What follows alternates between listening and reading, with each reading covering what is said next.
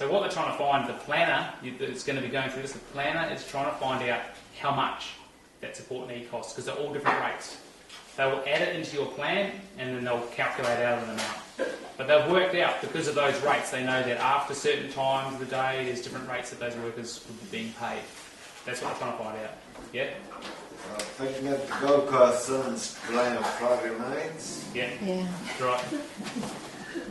So you need a support person, definitely. And they'll just work that out on a rate. And the other thing too, talking about that, it's interesting about Suncorp Stadium. You know, if you go, you can get a family pass, and it's a group rate, it's a family rate. But if a person with a disability is going, then they split you up. So you'll get to go and sit in one area, and then you'll have one person, it's one seat allocated to one family, where the rest of the family can go somewhere else, and you have to pay individual tickets. And that's a classic example of mainstream services not working for people with disabilities. That's just completely wrong. Okay? That's what the NDIS is trying to fix. The local area coordinator's job is to go and make sure people at Suncorp Stadium are not doing things like that to people with disability.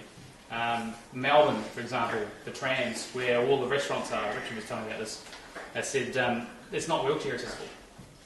So the theory is that people in wheelchairs don't eat. You know, like, it's ridiculous. You know, they need to be thinking much more inclusively. Okay, it's the big picture.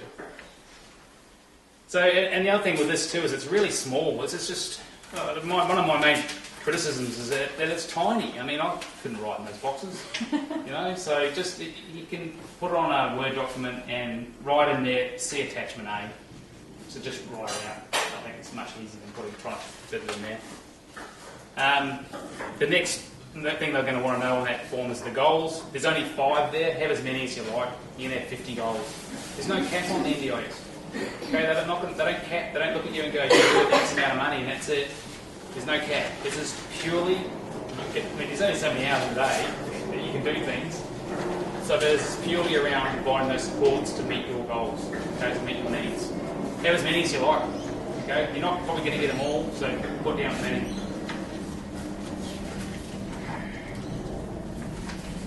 The planning process itself, people are really nervous about it. I mean, they've been through assessments with disability services in the past, and it's really about presenting the worst case scenario and really trying to fight for the funding. Not with the NDIS. They're not going to look at you and judge you and see whether or not you look like you need more support or whether you're desperate. It's everyone has, if you have got your person with disability and you're eligible and you're there and you have your needs and goals, they're there simply to provide the funded supports. They're not there to judge you. They're not there to see whether or not they think you're a necessary of receiving worthy recipient of funds. That's not how they work. We all plan.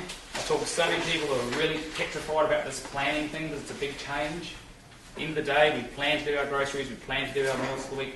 It's much the same thing. It's a best guess, you know. If anyone's watched a reality TV cooking show, you can see how quickly plans go bad. Okay. Life throws you a curveball. There's no such thing as a perfect plan. We have a best guess for the next 12 months. You know, what do you think may happen in the next 12 months? Just put it in there. If you don't use that support, then you don't use it. The way the NDIS works, I talked to this gentleman in the Hope Island. His wife does all his personal care.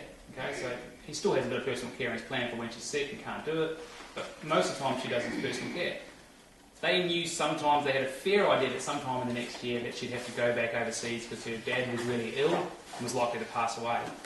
So they said to the planner, they said, well, we think he's likely to pass away this year and we're going to lose my personal care in probably about 6 weeks. We don't know. It may happen this year. So they just threw in another $5 grand with a personal care in. And they just said, if you use it, you use it. So all it was is a best guess. We think this may happen. Put it in the plan.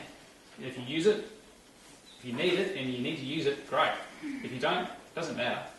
You know, will it be there next year? No, it'll go away because every year you get your reviews, whatever your needs are for the next 12 months. But just, you know, it's a best guess.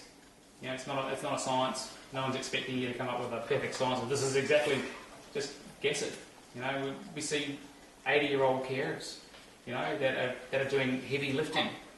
No one to support them. What if they injure themselves? You've got to put that into the plan. You've got to say, well, look, I'm intending to do this support, but there's a fairly good chance I may not be able to because of my age, because I'm getting older. We would like to have additional care in the plan just in case I can't be there to do it. Okay, so it's a best guess. What about medication? Medication? Like drug. No, that's the medical side. Yeah, any of the medication, drugs, supplements, all that sort of stuff, that's all medical. Yeah, they do things, they will pay for some, there is some crossover, but mostly that'll be part of the medical system.